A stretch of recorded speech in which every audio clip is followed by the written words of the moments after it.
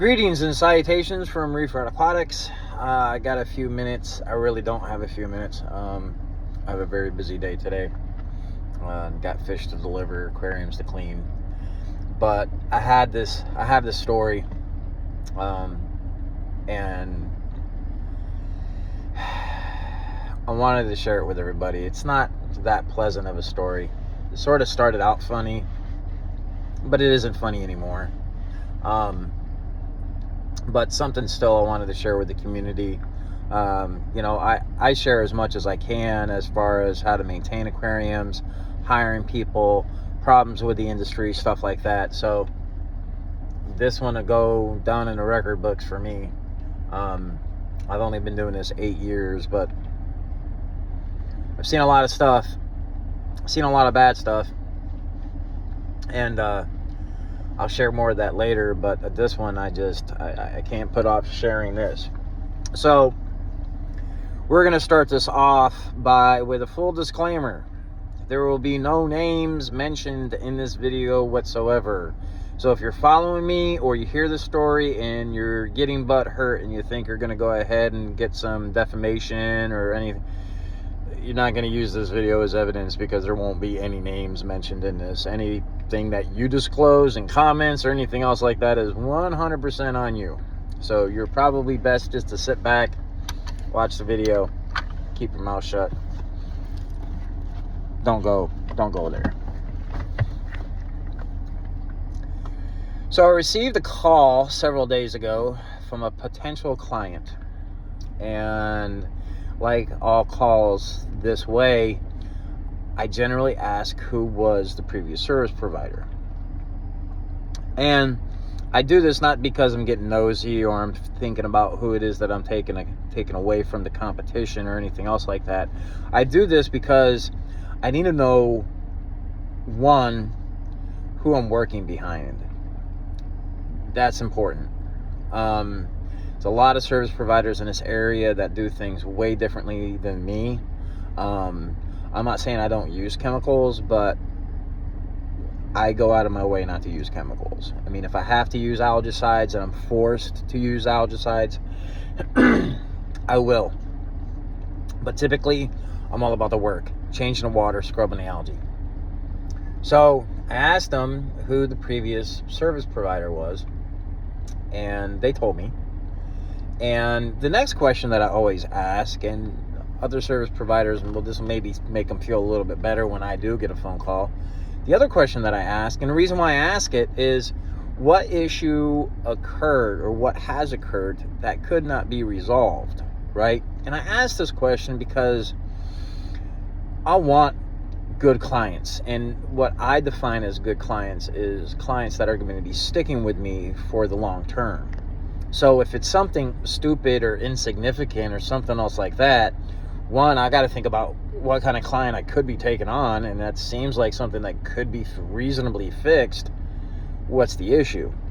So when I asked this potential client what the issue was, their response was the service provider hit on his wife.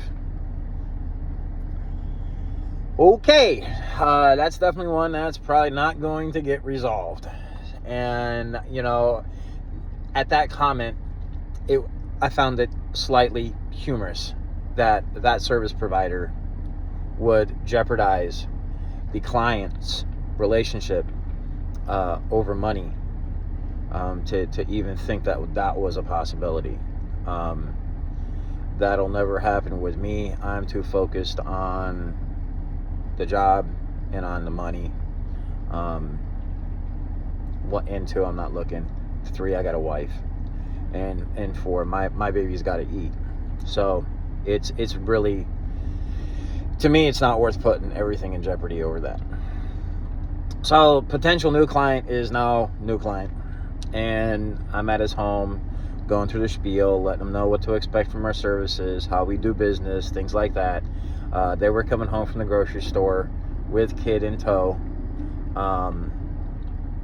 which makes this story even more complex. So they're both there in the kitchen, and curiosity got the better of me. And I apologized and said, if I'm overstepping bounds, please let me know. I said, but I gotta ask how that went down. Really, like, at first I was thinking maybe it was something that was misunderstood or mistaken, because that's a possibility. There's always two sides to a story. So I was really, trying to figure out, was this just a misconception, or maybe a bad choice of words on the part of the service provider. And when I asked, they basically told me that they only deal in cash. They don't deal in cash anymore. Reefer Alcoholics doesn't deal in cash. We have an invoicing system or a check. So he had to go get his old service provider money out of the ATM. So he runs down to the ATM, comes back to the client's location, and for whatever reason, miscommunication, whatever, he's $50 short. When they were discussing terms to figure out what to do about the $50 short, and I double checked this, the new client said that it was explicit, very explicit and detailed on how they could make up the $50. And that detail was for, and again, detailed sexual nature in exchange for the $50. At this point, with this knowledge, to me, it gets sick.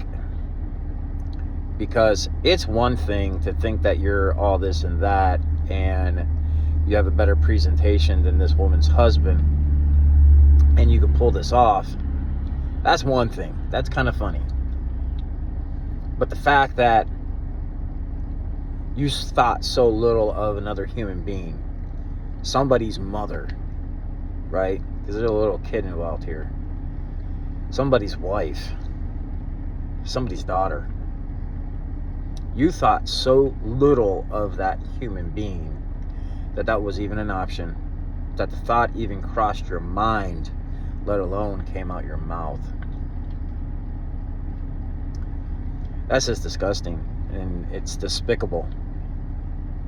But I guess that's probably in every industry, I guess. But it's a sad day when you realize it's in yours, and that these types of people are out there in people's homes, around their children. It's just sick. But a story, nevertheless, that I felt necessary to share with everybody. Whether it's this industry or any other industry, be careful who the hell you let in your home. Because, again, that's just sick. Just sick. But I'll let you guys go. Keep on reefing and have a good day.